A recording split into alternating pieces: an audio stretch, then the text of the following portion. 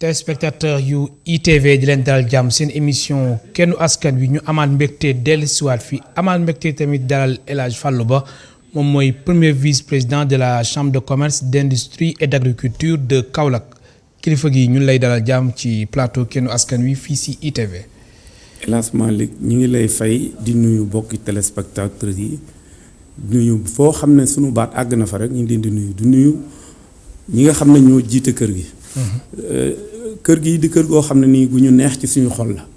li tax ñu ne gu ñu neex ci suñu xol la ñi ko jiite dañuy ay professionnels yoo xam ne te lu mu doon lu ne professionnel daf ca am solo man sañ naa ne Alassane Samba Diop Mamadou Ibra Kane Boubacar Diallo sañ nañoo dem TFM laaj dividende sañ nañoo dem Walf laaj dividende kon bu ñu def taxawalee kër gu mel nii jàpp naa ne kër googu ci temps bu gàtt dina jot ñooñu ba romb leen. kon liñ leen yéene yal na yàlla may leen ko te am nañ rafet njort trop wax dëgg yàlla parce que ñoom xam nañ lan lañ contribuer ci groupe yooyu tey fu ñuy affaire parce que biñ leen di taxawal kenn ku ci ne fekkoon nga fi benn rajo mais bi ñu déparé rek bi ngeen Walfadjri ak Sud bi mu fi nekkee temps bu gàtt mu dox jiitu ko RFM bi mu ñëwee TFM bi mu ñëwee temps bu gàtt mu jiitu moom itam. te loolu ñoom contribué nañ ci rôle bu important te kon man itam su ma toogee fii mu nekk sama xel ça fait l'occasion ma jaajëfal leen di ñaan sama borom gën leen a jàppale gën leen a doole dimbale. di la nuyu yow itam yow mi nga xam ne nii yaa taxawee émission bi nga xam ne kennu askan bi baat bi rek ça veut tout dire ndax askan bi kat daf ci bokk. te man émission bu ma soxal la bu ma intéressé ma di ko seetaan à tout moment. sujet bu ne da nga koy développé fii. te loolu mooy askan wi. lu rajo yu gën a bare daanaka ay politiciens la ñuy gën a dalal di coow loo xam ne nii mais jàpp naa ne économie ci la. ndax lépp looy taxawal politiquement baax na waaye économiquement bu dëgëree rek lu ñëw àttan na ko. mais bu fekkee ne économiquement dëgërul loo fa teg du taxaw. alors kon bi nga amee gis-gis bu mel noonu. ba tax nga boole ci ñooñu di la gërëm bu baax di la sant di ñaan nag lépp luñ fi wax. bu jubee yàlla la neex bu kiyee ne na nga xam ne doomu aadama moomatul rek di la gërëm bu baax di la sant di la delloo kàddu gi. di la jaajëfal bu baax Fallou Ba alors coronavirus bi gis nga tolluwaay bi mbir mi tamit mu ngi yokk ba léegi cas yi tey rek Sénégal amaat na téeméeri cas ak ñaar fukk ak juróom-benn sa gis-gis lan la si doon d'abord d'une manière globale laataa ñuy ñëw si Kaolack. coronavirus.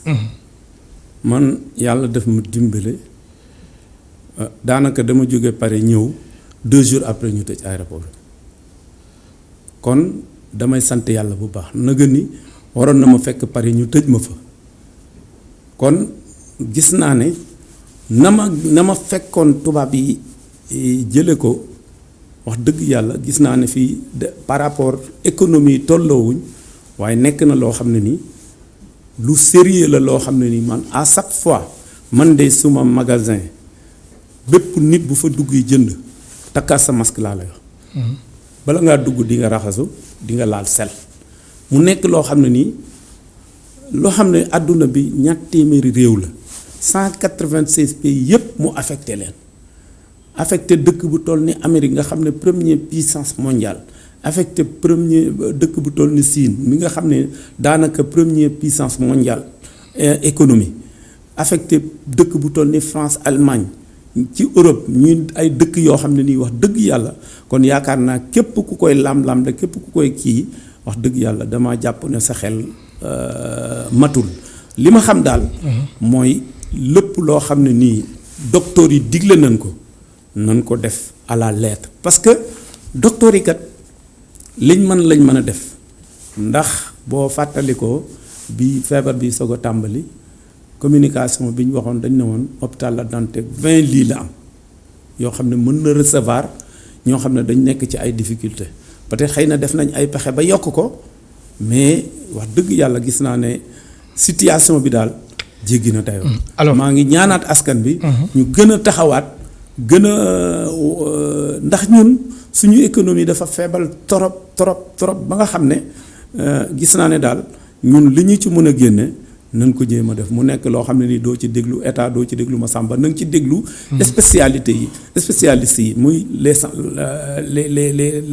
les docteurs kon ñooñu wax dëgg yàlla man ñooñu laa gën a déglu par rapport ak yi ci des te man wax dëgg lu ma ci léegi coronavirus ci Kaolack nag foofu askan bi ñu ngi koy gën a bàyyi xel wala bàyyeeku bu ñu nemmeeku Dakar moo fa am tamit wala xaw na fa am nag mais Kaolack yàlla dimbale na leen muy dëkk boo xam ne dañ ne bëreet gouverneur ba fa ne jëloon benn mesure boo xam ne mesure bu méttee métti la woon parce que biñ ne bisimilah 2 heures la doon arrêté marché dëgg yàlla ñëpp ku ne coono wax dëgg mu nekkoon lu méttee 2 heures ci bëccëg nga tëj marché war a ñibbi par rapport oto yi sax doo mun a am oto ñi dëkk ci quartier yu xaw a jege yi dañuy dox ci digg naaj yi yëf yi métti trop. waaye yàlla dimbale na ne Kaolack diire na 3 mois fukki cas ak ñaar la am. région Kaolack laa la waxuma la commune de Kaolack de. te dama lay jox benn exemple. Kaolack Dakar mooy mooy région bi nga xam ne le plus peuplé Touba moo ci topp mooy Diourbel ci Thiès moo ci topp mais à part 3 régions yooyu Kaolack moo ci topp mais par rapport ak ñetti dëkk yooyu li ñu am ñun amuñu ko. kon loolu dañuy sant yàlla fii may wax ak yow. Kaolack amagul téeméeri cas région Kaolack amagul téeméeri cas. kon sant yàlla bu baax baax sant yàlla bu baax. alors El Hadj Fallou Ba yow yaa nekk premier vice-président bu chambre de commerce d'industrie et d'agriculture de Kaolack. oui Kaolack nekk ci centre bi mën nañu wax ni Kaolack fu mu féetee daal nekk na ci xolu Sénégal fu mu nekkee am na solo trop ku bëgg dem Gambie maanaam daal fu waaye bëgg dem rek soo nekkee Kaolack mën nga fa dem. très bien alors seen taxawaay ak liggéeyu chambre de commerce d'agriculture bu Kaolack ci wàllum koom foofu lan la. mun naa wax ne. chambre de commerce bu Kaolack. mooy pilote. mun naa wax ne mooy locomotive. mooy xëcc ci yeneen chambre de commerce. saa yoo fa taxawee li may wax koo dégg te xam chambre de commerce bu Kaolack ci fukki at yi di nga xam ne def nañ jéego yoo xam ne. ndax tey suñu demee ba léeg-léeg yenn daje yu mag yi bu ko gouverneur di def tànn saalu chambre de commerce ñëw defee ko fa kon taxawu nañ ko defar nañ ko toppatoo nañ ko kon loolu ñun def nañ ay jéego yu mag yoo xam ne ndax chambre de commerce niñ ko waxee rek chambre de commerce d'industrie et de l'agriculture et du service boo lu jëm ci wàllu service transporteurs yi ña nga ca ñu leen di jàppale banque yeeg yeneen xam nga tout ce qui est service rek il est dans la section service lépp loo xam ne agriculture la ma nga fa lépp loo xam ne commerce ma nga fa lépp loo xam ne industrie la ma nga fa dama jàpp nag ne tey réforme bi nga xam ne nii tey moom laa yore nii. nga daan si ñëw sax. waaw moom waaw damay expliquer rek ne réforme bi nga xam ne nii tey. dañ ko defoon depuis 2015. war a réformer chambre de commerce yi ñu envisagé woon war a def chambre unique. mu nekkoon loo xam ne coow li bari woon na trop déggoo amu ci woon. jusqu'à présent ndax loi boo xam ne wate nañ ko depuis 2015 te décret d'application bi génnul. kon y a problème. dañ si ñëw dañ ko yaatal ci kanam tuuti alors ci wàllum coronavirus bi impact bi lan la foofu ci chambre de commerce d'industrie et d'agriculture de Kaolack. sur le plan économique. oui impact bi moom ni mu affecté Dakar affecté service société yi affecté yi këru liggéeyukaay yi noonu la ko affecté Kaolack parce que nag Kaolack am na raison yu bari yu mu tane mais nag Dakar a ko tane te Dakar mi ngi vivre. loo xam ne ku ñëw fii rek xam nga ne mi ngi vivre sur le plan économie loo xam ne noonu muy vivre au niveau de Dakar noonu rek la koy vivre à Kaolack lan la koy nim su ma lay jox benn exemple mooy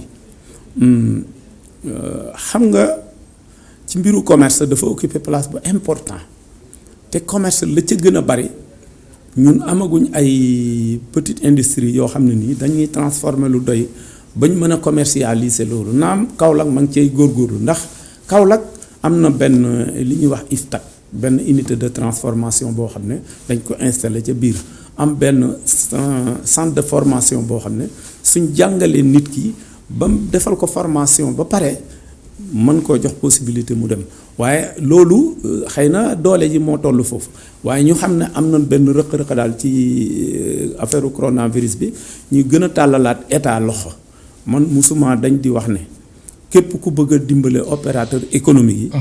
ci jafe-jafe bii ñu ne ci chambre de commerce rek ngay jaar. chambre de commerce ngay jaar te man dama gis état bi. lu gën a bare dañuy naan ci am na yeneen i kuréel yu fi ne lu gën a bare daf naan secteur formel bi lu gën a bare te secteur formel bi tey boo ko xooloon du lu bari te économie fii suñu réew fi la tollagun de secteur informel. kon ku bëgg a sauvegarder l'économie du pays il faut nga sóoraale secteur informel bi yow su fekkee mënoo discuter ak ñoom directement nga discuter ak chambre de commerce ndax secteur informel bi ak nu mu mën a doon yow balaa ngay commencer liggéey il faut nga am registre de commerce boo amee registre de commerce yow yaa ngi ci suñu banque de données. yow inscrire nañ la yaa nga fa suñ la soxlaa léeg-léeg nga ñëw ñaan ñu defal la ay formation am nañ fa benn mutuelle léeg-léeg nga ñëw ñaan ñu jàppale la ci wàllu crédit boo xam ne nii peut-être di nga ci mën a sukkandiku pour liggéey kon jàpp naa ne ku bëgg a suqali économie ci chambre de commerce ngay jaar. alors gis nañ état wu Sénégal jëmmal réforme jëm si wàllum chambre de commerce yi ndax chambre de commerce suñ ko déggee rek suñ xel day dem si nii la tëddee chambre de commerce d'industrie et d'agriculture. état bi nii dafa bëgg léegi def chambre de commerce d'industrie et de service génne si agriculture mais loolu yéen seen biir dafa mel ne ñëpp ànduñ si lu tax. Malick 2005 rek. yàggul. Abdoulaye Wade bi mu taxawalee Guana dafa ne woon dafa sasoon baykat yi ñu def syndicalisation. syndicalisation mooy ñu daje ci ay kuréel fexe ba sauvegarder seen ay intérêt mais syndicalisation boobu daanaka doxul ma juróomi at kenn déggatul lu ca bokk fii mu toll ñun suñu ay baykat laa wax amaguñ kàttan amaguñ xam-xam ak doole boo xam ne ni mun nañ taxawal chambre d'agriculture boo xam ne peut-être mun na jël seen ay préoccupations ba peut-être xëy na fii ñu toll ndax li ko waral Malick waxoon naa ko sànq ci njëlbéen bi fii baykat boo gis transporteur la baykat boo gis commerçant la baykat boo gis mi ngi ak benn unité de transformation. kon moom soo ko nee dafa chambre d'agriculture te loi bi ne amuloo sañ-sañu bokk ci bii bokk ci bii loi bi d'abord dafa aayaloo. mënoo bokk ci chambre d'agriculture ba pare bokkaat ci chambre de commerce comme ni mu la ko aayee mënoo bokk ci chambre de métier ba pare bokk chambre de commerce kon loolu dana nekk benn contrainte boo xam ne. vraiment buñ ci bu gouvernement bi gën a xóotal xalaatam gën a jege chambre de commerce gën a jege acteurs waxuma mu jege ay politiciens waxuma mu jege ay groupe patronat yoo xam ne ñoom seen ay intérêt presque rek la ñuy sauvegarder. waaye boo bëggee sauvegarder intérêt askan wi intérêt population le plus diminué. foog nga dem chambre de commerce foog nga wax ak ñoom. tenir compte ci lim lay wax. léegi man lu ma bëgg a xam mooy yow. Fallou Ba. en tant que premier vice-président de la chambre de commerce d'industrie et d'agriculture de Kaolack ànd nga si bile réforme wala déet.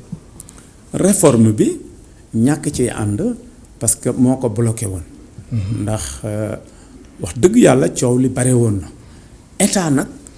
moom moo am majorité am di wate ay loi waaye nag dama jàpp ne loi yooyu dañ ko war a def pour intérêt wu population mais wax dëgg yàlla ab groupe warul mën a jóg rek te loolu man toujours damay alerter état soqeekowul fenn fudul ci union nationale des chambres de commerce. foofu la fàqe ko. d'industrie et d'agriculture du Sénégal. union nationale bi union nationale. waaw xam nga union rek la tudd. waaw suñu union boobu sax dafa bëri coow. voilà coow. voilà union boobu rek dafa bëri coow daanaka loolu rek moo créé. ñu naan chambre d'agriculture. nag gis nañ fan yii sax même coow bi si am. Serigne Mboup ak waa ci laa mën na danaa ci ñëw. chambre de commerce bu Dakar voilà su sama. xam nga chambre de commerce bu Dakar. presque daanaka ki ko jiite waa rek moo daa jiite union bi. mais xam nga loolu du démocratie. yéen loolu tamit àndoo leen si. déedéet du sax luñ àndul parce que bi ñuy fal président Serigne Mboup les 14 raisons ñoo daje à l'unanimité proposé ko mu nekk président de l'union. c'est-à-dire bi ñu ko falee ba pare nag mu am benn gis-gis ban la am mu ne moom daal dafa ne ndax boo introsé histoire. presque Sénégal ñeenti chambre de commerce rek la woon. bu Dakar bii Rufisque la ne woon bi mu demee ba économie basculé Dakar ñu indi ko Dakar. bu Dakar bu Saint-Louis.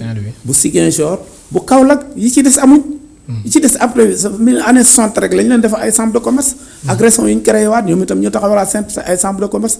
daanaka attanuñ seen bopp mënuñoo dox mu ne nag moom dafa bëggoon comme xaalis bi nga xam ne nii moom la chambre de commerce bu Dakar di am ñu ngi jógee ci opérateur économique yi te opérateur économique du waa Dakar rek. ay waa Diourbel dañuy importer waa Kaolack dañuy importer waa Ziguinchor dañuy importer waa Tamba dañuy importer loolu ñuy prélever ci xaalis boobu nag. moom la ñuy jox chambre de commerce bu Dakar mu koy utiliser daal peut-être xëy na ci ni mu ko neexee mu ne du rek di ko def ay per diem di ko def ay salaire di ko def ay kii moom daal da doon proposer ñu jéem a xool xaalis boobu comme sénégalais yépp a ko bokk. ñu xool naka la ñuy defee répartition bi. jàppale ci chambre de commerce yi xam nga ñun bu ñuy wax loolu. Kaolack taxul Kaolack moom attan na boppam. waaw mais xam nga le problème mooy. waa chambre de commerce de Dakar ku si mel ni Abdoulaye Sow ñoom lu ñu jàpp mooy sëriñ boobu taxawaayam taxawaayu ku leen bëgg déstabiliser la tentative de déstabilisation loolu sax nañ utiliser que ni daal démarche bi nga xamante ni sëriñ boobu mu ngi koy. indi ñoom ànduñu si te vraiment rafetlu ko. man wax dëgg yàlla dama déglu mu wax. benn wax boo xam ne dama am gàcce trop dama am kersa. muy lan ndax lu tax dama am gàcce dama am kersa. dama xam lan la président bu daj pour moom mu toog place bi mu toog ndax am na ñu bokkoon ci bureau ba nekkoon ay vice président nekkoon candidat bëggoon a jiite chambre de commerce bu Dakar. influence président Mboup ak jàppaleem ak li ko yàlla may mu jàppale président Sow ba tey ñu teg ko ci kanam. mu ne alors moom daal dafa bëgg a joxe ay orientation mais orientation yu n'importe qui mun na joxe ay orientation mais orientation da ngay xool lii amal na njëriñ dëkk bi amal na njëriñ réew mi amal na njëriñ opérateur économique mais du rek peut-être xëy na lim ko jàppale woon wala dara. wax dëgg yàlla dama jàpp ne rek jéem a xool xaalis bi nga xam ne nii mooy génne ci COSEC xaalis bi nga xam ne nii mooy génne ci port bi ak xaalis bi génne feneen xaalis boobu ñu bañ a bàyyi Dakar rek mu utiliser ko nii sans mu bàyyi xel yeneen chambre de commerce ndax tey chambre de commerce bu mel ni Diourbel tey peut-être xëy na am na opérateur économique yu bare waaye amul benn. ci loo xam ne nii. loolu lay gagné auprès de l'État peut-être xanaa ay. loo xam ne ay 30 millions à peu près par an jàpp naa loolu attanul chambre de commerce. alors boo demee ci yeneen régions yu mel ni Tamba yu mel ni Kolda yu mel ni yeneen régions yëpp c'est des ay petits. chambre de commerce. alors ñooñu lañ xalaat nañ leen mais bu ñuy wax jàppale. Kaolack taxut mu jóg ndax dëkk région de Kaolack kuy def budget 400 500 millions. di ko couvrir di ko utiliser jàpp naa ne kooku laajoo ndimbal ma sàmba laajoo ndimbal ma. alors pour ñu baral mbir mi rek dañuy ñëw tamit ci beneen pàcc alors chambre de commerce yi. daf mel ne naqaliwul de. déedéet chambre de commerce man nag dama defe ne su fekkee jub nga. daa metti. fekkee ne jub nga. su fekkee jub nga. dafa metti. xam la moo tax ma laaj bi. dama gis ni chambre de commerce yi xëccoo yi dafay takkarnaase. même ci wàllum élection maanaam daal ku nekk da nga koy bëgg jiite mbir mi dafa mel dafa neex de Pape. waaw am na benn influence nag. parce que chambre de commerce. mooy loo xam ne c'est reconnu sur le plan international. ndax tey maa ngi naan la Covid bi. bëri na privilège bëri na avantage. Covid bi Paris la ma fekk. ci salon international d'agriculture boobu ñu doon def Paris. man ca laa demoon. boobu yaa ngi fa woon. waaw man ca laa demoon te wax dëgg yàlla ñu jiite chambre de commerce yi ñooñu wax dëgg yàlla d'office la ñuy am possibilité pour mën fa dem mais quant à lenn luñ ciy gagné man de ma part personnelle man de wax dëgg parce que nag vice président amul dara luñ koy rémunérer. ah bon. benn dërëm buñ koy ci fii may wax kaw la xam may dégg. benn luñ koy rémunérer xanaa lenn. ngeen di def réunion de bureau per diem boo xam ne nii waa bureau bi yëpp a koy bokk di premier vice réunion bu nekk daal per jëm day am waaw day am mais mun nga am ñetti weer doo am réunion mais loolu yaakaar naa ne kon réunion yi ni muy gën a bëree daal dama lay wax rek li nga xam ne loo xam ne éli bi maanaam vice président bi président bi rek moo am droit am salaire le reste xanaa administration bi ñooñu moom ay salariés la ñooñu dañ leen a jël dañu am seen expertise ñu soxla ko fay leen di leen liggéeyloo chaque fin de mois dañ leen di fay mais éli yi amu ci benn éli boo xam ne léegi lu tax coow li nag bëri gis nañ aussi même fii Dakar coow chambre de commerce bi fi amoon ginnaaw ba ki fi nekkoon làquwee coow li la moo tax mu bëri chambre de commerce yi xëccoo bi non xam nga dafa am lu am coow li ko indi dañu nommé président union bi gars yi union nationale oui moo am ay proposition gars yi lànk ne ko c'est-à-dire daal union de c'est à la forme mais union la tudd dañu war a bokk ànd ki am doole jàppale ki amul doole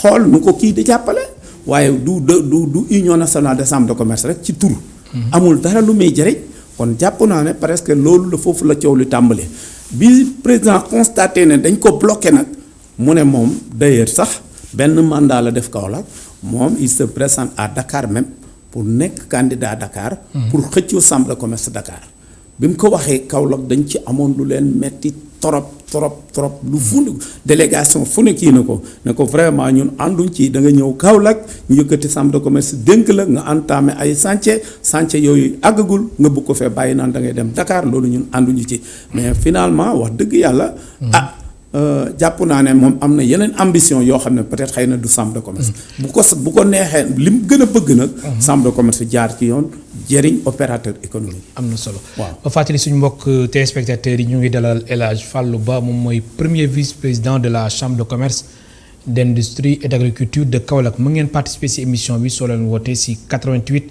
628 32 alors lu jëm ci wàllum budget chambre de commerce bu Kaolack 400 ba 500 millions la. waaw budget bi. tërë na ni bi lan ngeen siy def.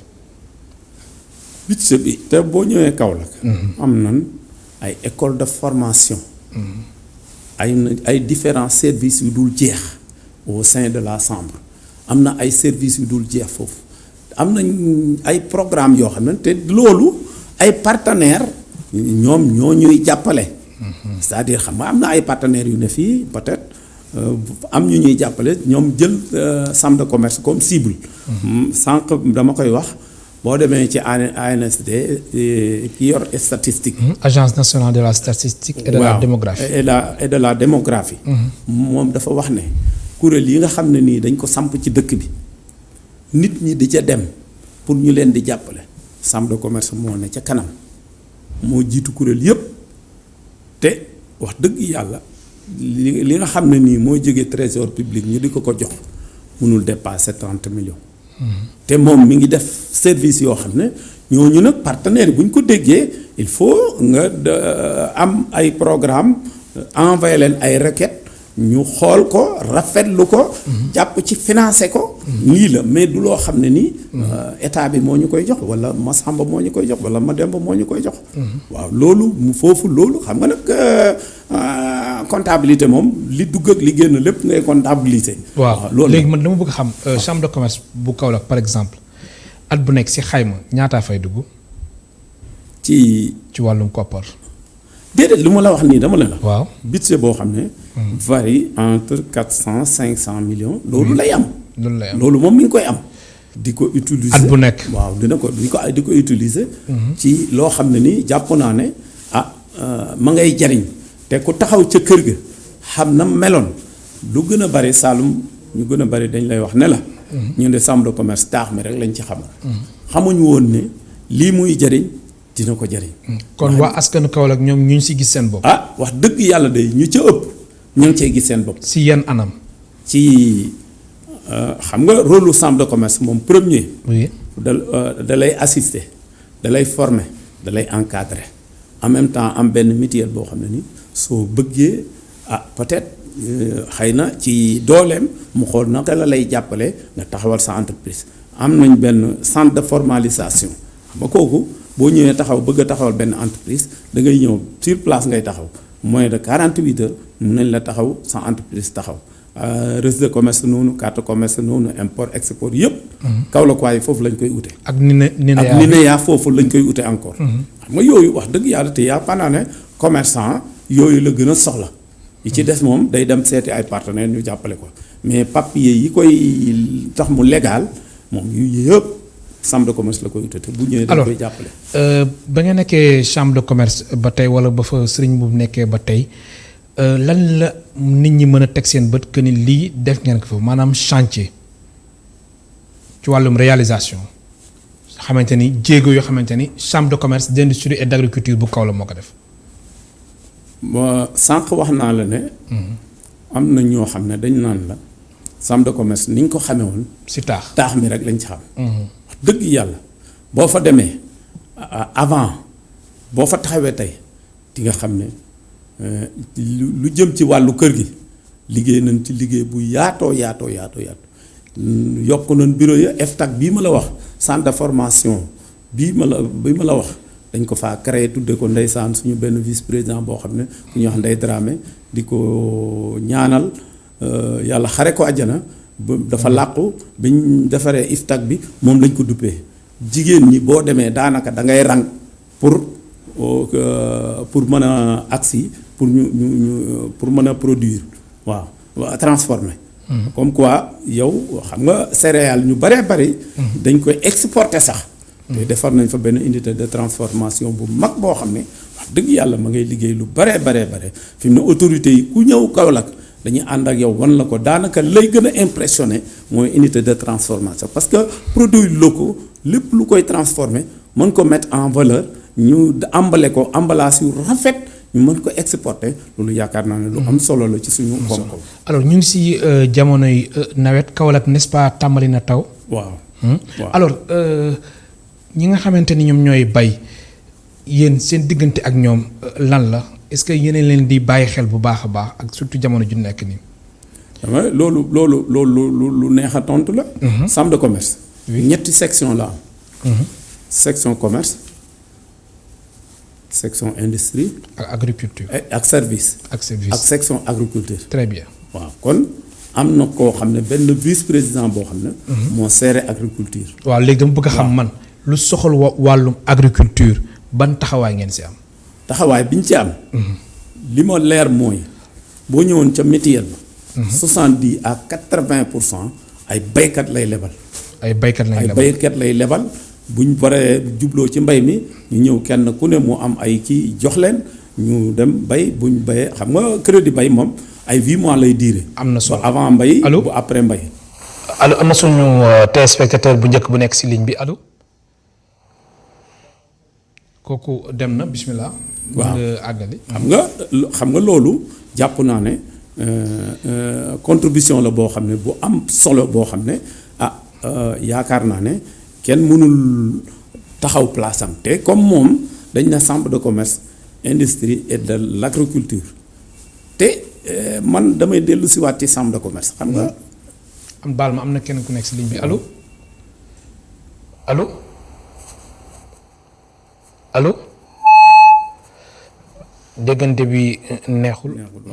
bismillah. waaw xam nga loolu jàpp naa ne baykat bi.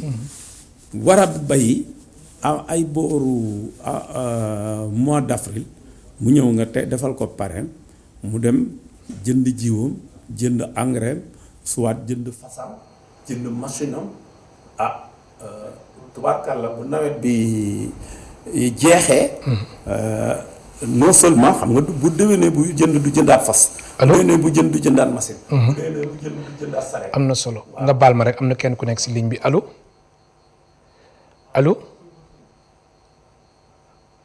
dafa mel dañu am ay jafe-jafe si wàllum téléphone bi bismillah. de toute façon daal. li ma xam daal mooy ci wàllu mbay ña nga cay jàpp bu wóor a wóor.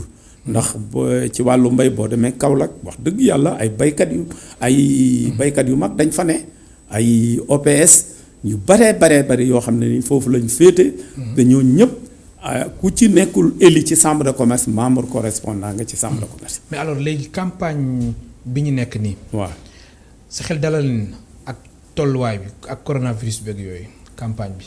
waaw xam nga nag loolu moom ni mu demee ci service yëpp noonu lay demee ci chambre de commerce su ma nee ni mu demee ci service yëpp mooy ku ne xam ne doole bi wàññiku na waaw ndax kenn ku ne recette da nga daa am dafa wàcc te su charge fixe ya mënoo cee dindi dara ndax ñun état bi dem na ba ne sax ordonné na kenn ku mënul kii na nga fay say employé à 70%. mais ñun loolu wax dëgg yàlla fekkuñu ca. ñun wàññiwuñ kenn ku ci ne la nga doon am ñu ngi la koy fay librement. te amuloo benn jafe-jafe. allo allo salaamaaleykum. waaleykum salaam. waaleykum salaam. sëñ bi na ngeen def. alhamdulilah. yéen a ngi si jàmm. alhamdulilah fa nga ñu woowee. maa ngi wootee Kaolack. bisimilah an waa Kaolack. ñu ngi si jàmm. bisimilah. jàmm rek. man la président El Hadj Abdou Badio président des consommateurs de la région de Kaolack. monsieur Badio. Badio oui. na ngeen def kii moo représenté Ascosen Kaolack. ok jërëjëf yéen a ngi si jàmm. waaw ñu ngi ci jàmm. vraiment sama doyen laa toogal nii di mbég ci moom rek. oui. allo. dafa rëcc téléphone. dafa mel na téléphone bi rëcc na. léegi aussi ñu ñëw ci beneen pàcc. seen diggante ak secteur privé bi homme d'affaires yi nga xamante ni ñoom ñoo nekk Kaolack di daan seen doole seen relation ak yéen nga xamante ni yéen a nekk ci chambre de commerce bi lan la. foofu moom relation cordiale relation amicale relation boo xam ne amul benn problème c'est-à-dire que bu ñuy wax secteur privé. ñi féete Dakar. waaw mais man ñi nekk Kaolack xam nga Kaolack am na ñu fa nekk. secteur privé local. waaw secteur privé local secteur privé local. waaw waxuma secteur privé national. waaw secteur privé local ñi nekk Kaolack. waaw très bien di daan seen doole. ñun ñooñu fii ñu toog ñooñu fa teg.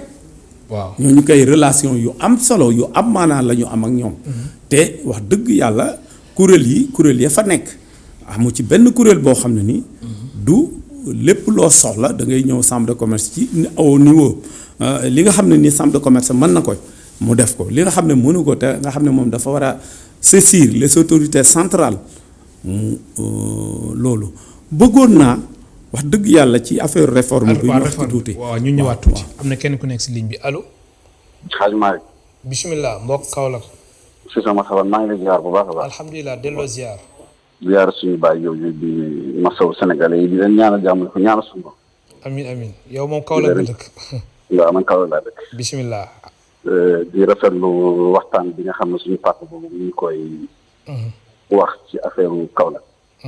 ma bëggoon ko laaj benn question rek soog a wax suma xalaat tuuti ci affaire chambre de commerce. bisimilah. papa dama la doon laaj département bi am fii ci Kaolack. lan moo ci rôle. allo yaa ngi may dégg. dégguloo bu baax de suñ mënee baal nga yëkkati kàddu gi. Malick yaa ngi may dégg. waaw maa lay dégg. waaw dama doon laaj suñu papa boobu gannaaw bu ñu rafetloo kàddu yi ñuy wax boobu ba léegi. waaw maa ngi koy laaj. débordement bi nga xam ne moo am fii ci Kaolack. débordement lan moo waaw. waaw comme par exemple. waaw maa ngi ñëw. lan moo ci taxawaayu chambre de commerce xam nga débordement bi mooy lan.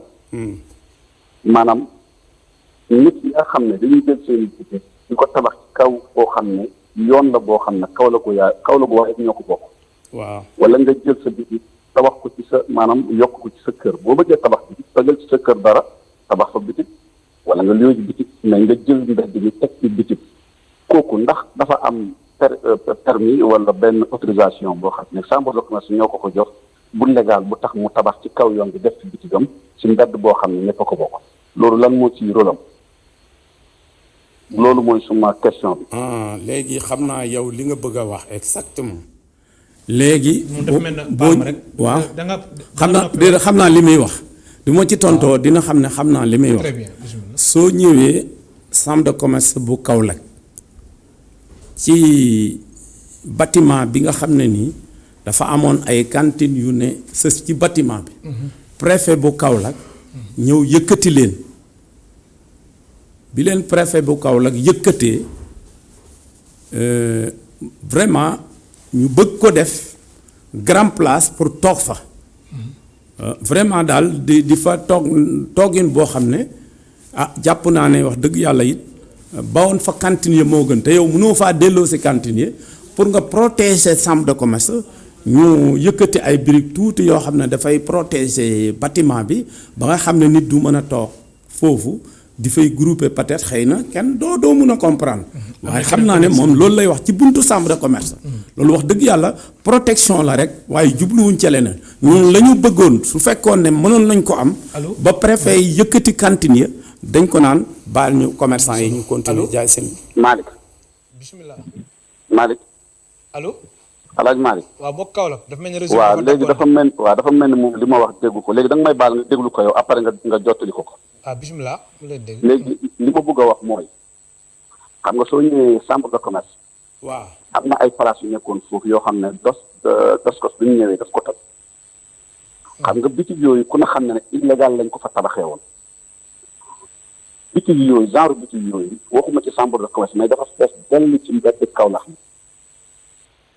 maanaam koo xam ne këram dafa nekk ci mbedd tali rek mu yokk fa place luyee ko cosmétique wala mu luyee ko borom bitigee wala mu luyee ko qu'est-ce qui se passe lu tax maanaam loolu di am débordement boobu ci Kaolack maanaam nit ñi di tabax ci mbedd yi di jëlaat xaalis boobu di ko dugal ci seen poche malgré ci loo xam ne mbedd buur la Kaolack waaye ñoo ko moom loolu laa wax ne lan moo ci taxawaayu chambre de commerce ndax ñoom commerçant boobu def loolu dafa amoon kayit bu koy firndeel na ko mën nga tabax fu la neex di liggéey licencié que ñun nangam ak nangam wala su fekkee loolu nekkul loo xam ne du yoon maa ngi lancé autorité yi message que ñu xam ne débordement yi am ci mbedd Sénégal yi surtout ci Kaolack loolu war nañ ci taxaw parce que bu ñu demee ba Malick ñemee jël ay bitik yokk ko ci këram man ma def ko papa sumu papa moom mu def ko bu yàggee mbedd mi kenn dootul am foo jaar dañu waxante dëgg ku bëgg a tabax bitik pour am xaalis wala nga bëgg a tabax bitik pour luye ko tegal ci sa kër tabax bitik foofu waaye waroo jël mbedd mi di ko tabax te loolu dafa bëri fii ci Kaolack. jërëjëf. ñu ba nga may ma 1 minute 5 secondes rek. waaw bismillah. ki jiite chambre de commerce bi muy Serigne Mboup man personnellement mosuma ko gis mais ku ko naw laa mosuma ko jox loxo mosuma ak moom téléphone xam nga lu tax ma naw ko sénégalais yu bëri biñ amee seen xaalis yi tànn nañ dem ci xawaare yi ak soirée yi di leen jox xaalis yi mais moom dafa tànn jël xaalisam di ko yóbbu ci daara yi xam nga lu toll ni 7 millions nga jël ko di ko jox daara weer wu jot ne dee leen ko ndekkee kooku dëgg-dëgg jar na félicité jar na ñaanal nit yi nag olof di wax xalam dañu suuf.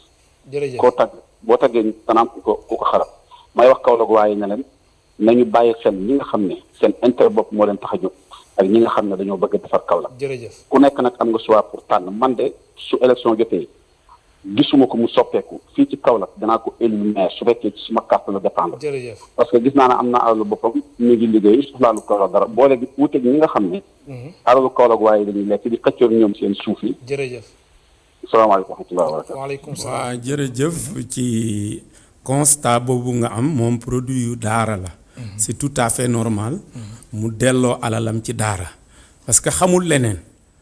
yaroowul ci mbedd mi yaroowul ci po yaroowul ci leneen. moom ci daara la yaroo ba mu ca jógee baayam indi ko ci biir boutique bi ba mu nekk mu kàllaf kon moom jot a am temps pour mën a fo. kon looloo waral mu jëf-jëf yooyu. léegi nag question bi ngay wax nag ma tontu la ci loo xam ne man dama defoon ne rek lii wër chambre de commerce ngay wax yow débordement en général yi ci mbedd yi loolu nag li ma jàpp mooy du compétence su chambre de commerce. te am na ay liggéey yoo xam ne préfet tàmbali woon na ko ci loolu autorité administrative yi ci boppam ñoom moom voie publique yi mairie dafa defee ne sañ naa jox nit ci mbedd mi cantine mais man à chaque fois damay wax ne yow suñ la joxoon 20/20 ba ci taqaloog yow kër bëgg cee jël 50 centimètres rek ñu dégg leen yow 50 centimètres yooyu nga xam ne yow yaa ko moom te bëggoo ko koo jox mbedd mi am na ko moom xam nga dañ naan mbeddum buur ma ne foofu dañ cee juum mbeddum ñëpp lañ waroon a wax mbeddum ñëpp. mbeddum buur amul mbeddum ñëpp moo war a kon mbeddum ñëpp débordement boobu nag am na ay ñoo xam ne ñoo am obligation wu yemale nit ñi fañ war a yem waaye du loolu chambre de commerce moom moo ci am lu muy lijjanti wala en tout cas nag bu dee lu baax da koy appuyer bu dee loo xam ne luy déranger nit ñi àndu ci parce que li ñu naan établissement public la daf fi nekkal état kon lépp lu état bëgg daf cay ànd. am na solo. waaw ñeenti simili moo ñu dese sànq yaa ngi doon wax mbirum réforme yi dafa am ay pàcc yoo xamante ni dafa la soxal nga bëggoon ko wax laataa ñuy jeex.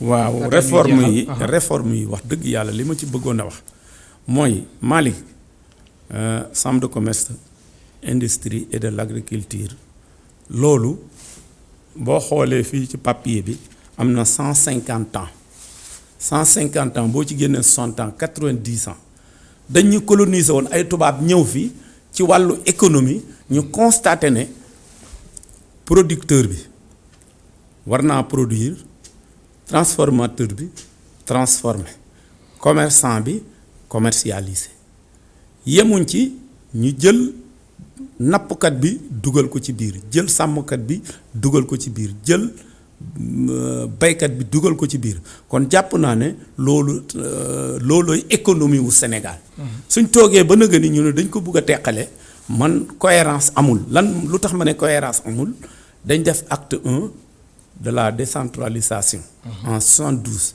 def acte 2 96 def acte 3 en 2016 kon non en 2013. 2013 2014 waaw 2013 2014 ba avant ñuy dem ci élection locale yi. effectivement lañ def acte 3 bi.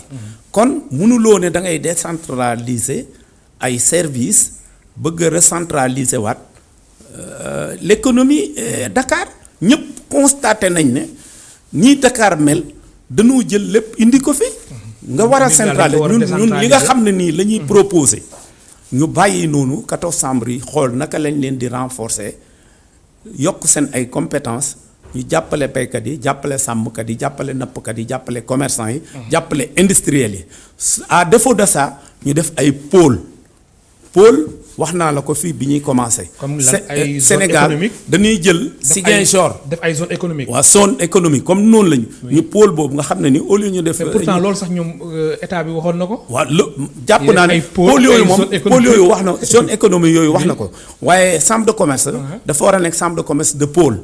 au lieu nga naan da ngay def chambre unique di ko indi fii Dakar c'est-à-dire kiy décider nekk Dakar lépp di bloqué dans les régions. loolu yaakaar naa ne du gis-gis bu rafet suñ ci xëccee état bi ay patronat yu doon xëccoo chambre de commerce yaakaar ne bu ñu defee chambre unique mun nañoo defi pexe ba gagné ko di contrôler l'économie du pays te loolu du amoon njëriñ pays bi yow daal yaa ngi prôné décentralisation décentraliser continuer économie sociale culture et tout ça. mais pas pour toog ba nëgë ni nga naan da ngay def chambre unique. ndax dama lay jabee un exemple rek. Burkina Faso bi ko defoon. moom il est en train de. di xalaat pour naka lay fexe ba ay régions am ay chambre régionale léegi yow ki nga naroon a roy xam nga da ngay dégg ñu naan la chambre Burkina Faso seen budget ay milliards la benn chambre moo fa am nañ pourquoi pas ñu jéem a li ñu joxe comme argument buñ ko defee état bi dinañu mën a gën a dimbale dinañ mën a gën a am budget bu alors léegi ñu jeexalee en 30 secondes rek mbirum suuf si temps yi coow yu bëri coow li bëri na trop Kaolack nag foofu mbir bi nan la fa tëddee. Kaolack day. mbirum foncier bi waaw. waaw Kaolack nag moom foncier xëy na ñàkkul am na ci rural bi ndax dégg naa. coow loo xam ne coow loo doon wax Latmingué maanaam benn ay hectares yu bare bare yoo xam ne dañ ko faa jox nit waa Latmingué ngay coow waaye man gis naa ne au niveau de Kaolack. réserve yi nekkoon biir Kaolack yëpp dañ ko jël jaay ko réserve yi te collectivité locale yi fa jiitoon du kii fi ne de wax dëgg yàlla man damay wax rek te yàlla tax waaye ñi ko jiitu woon fu fi réserve nekk dañ ko jaayoon te Elas Malick bu ñuy ay privé wala lotissé ko def koy kër jaay rek lotissé ko ndax xam nga tey bu ñuy ligné bu ñuy ligné dañuy def ay réserve yi lu ñu ci jublu lieu de culte réserve yi lu ñu ci jublu hôpital réserve yi lu ñu ci jublu école moo réserve yooyu kay population yi daa war a màgg bañ utiliser ko comme li taxoon ñu jël ko mais réserve yooyu yëpp lañ jël bazarder ko def ko ay kër jaay ko. loolu moom Kaolack da koo dund ay vingtaine d'années lii xew nag dëkk bii nu mu tuddati. Latmingué wala. déedéet Ndingler. Ndingler. wax dëgg yàlla dama ne Alaaji Malick suuf bu lëjee dañ ko bëgg a lëjal mais suuf leer na naññi 1960 dañ defoon loi sur le domaine national. loi sur le domaine national dañ ne état bi moom suuf sëpp. moom li ñu immatriculé wutit moo ko moom. waaw kul bu la bëggee jox day jël ca la li ñu immatriculé wul immatriculé ko. bu dee bàyyi mu bàyyi bu dee titre foncier mu jox la waaye fekk ay baykat yuy bay man wax dëgg yàlla su ànduma ci ñu fekk ab dëkk ñu jël seen suuf di ko jox nit di indi ay argument wu rek. am na projet bu mag a mag wax dëgg yàlla 300 hectares nga xam ne tey. boo ko xaaloon bi jeex na de. waaw 300 hectares tey boo ko seetoon tey daanaka daf lay jox 15000 maisons. 15000 maisons. jërëjëf waaw xam nga loolu wax dëgg yàlla lu metti la ba tax na wax dëgg yàlla man waxoon naa ko sànq ci benn rajo ma ne Babacar Ngom. lillaahi wa rasuuli waaw maa ngi terminer Babacar Ngom lillaahi wa rasuuli na arrière jox leen li nga xam ne nii loolu lañ koy laaj ndax démbam dafa rafet trop. am na solo waaw kon loolu man loolu laa koy ñaan. très bien waaye bu persister bu nga bëgg wax yëpp. waaw am na droit am na titre foncier ka ko jox moo def toor moom deful dara. waaye wax dëgg yàlla maa ngi koy ñaan daal mu dellu gi baax di la sant wax jërëjëf xam naa ne li nga bëgg wax yëpp xajul si émission bi jërëjëf di la gërëm bu baax di la sant di sant it wax dëgg yàlla Assane Top mi nga xam ne nii suma doom la suma rakk la jóge woon Kaolack ñëw fii te jàpp naa ne it wax dëgg yàlla am na cër bu ngeen ko jox jërëjëf jàpp naa ne kon produit Kaolack la dëgg la di la gërëm baax di la sant fàttali ñu doon dalal Fallou Ba moom mooy premier vice-président bu chambre de commerce d'industrie et d'agriculture de Kaolack mook téléspectateurs yi di leen gërëm baax di leen sant ba suba incha allah